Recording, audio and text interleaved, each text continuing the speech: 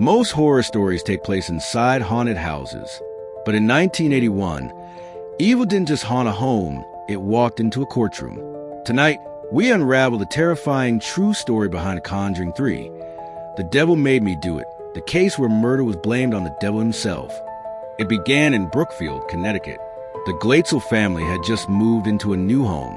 Soon, their 11-year-old son, David Glatzel, started seeing something no child should ever see.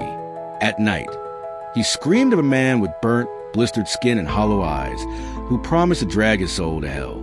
His parents tried everything: doctors, medicine, priests. Nothing worked. David's body showed mysterious scratches. His voice changed, sometimes deep and guttural, sometimes mocking. Objects in the house moved on their own. Desperate, the family called two names they had only heard in whispers: Ed and Lorraine Warren. Lorraine later said, "What I saw in that house was not imagination. It was pure evil." On July 18, 1981, an exorcism was performed on David.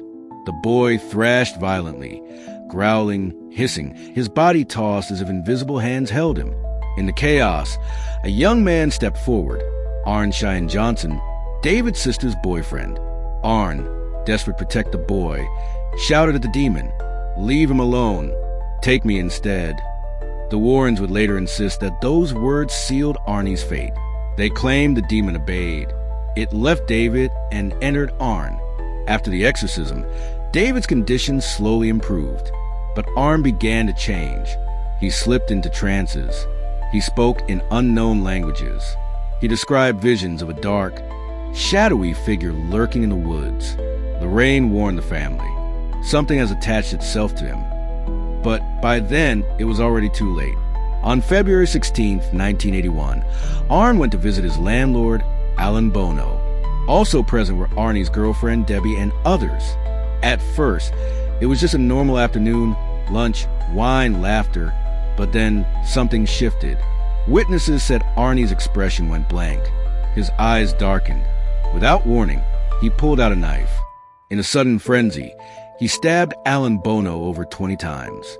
It was the first murder in the history of Brookfield, committed in broad daylight, in front of multiple witnesses. When police arrived, Arn seemed dazed, confused, as if he had no memory of what had just happened. Arn Cheyenne Johnson was charged with murder, but his lawyer, working closely with the Warrens, made a shocking claim: not guilty by reason of demonic possession. The media erupted. Headlines screamed the demon murder case. The courtroom overflowed with reporters and curious onlookers.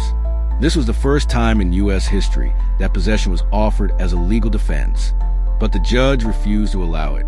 He ruled that possession could not be proven in a court of law. Still, the case had already made history, forcing the legal system to confront the question: what if the devil himself could stand trial? Arn was found guilty, not of murder, but of manslaughter. He was sentenced to 10 years in prison, but served only 5 before being released. In prison, guards reported that Arn was calm, even polite, but some swore they caught him whispering, as if speaking to someone no one else could see. The Warrens never backed down. Lorraine later said, "During the exorcism, I saw it happen. The demon left David and entered Arn. That night, he sacrificed himself." Ed added, "Whether the court believed it or not, we knew the truth. Evil was responsible for Alan Bono's death.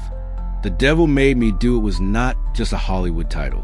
It was a real case, one that blurred the line between faith and law, between belief and reality. Some see Arn Cheyenne Johnson as a murderer. Others see him as a victim of something far darker. One thing is certain. In 1981, evil didn't just haunt a family. It walked into a courtroom, and its shadow still lingers to this day.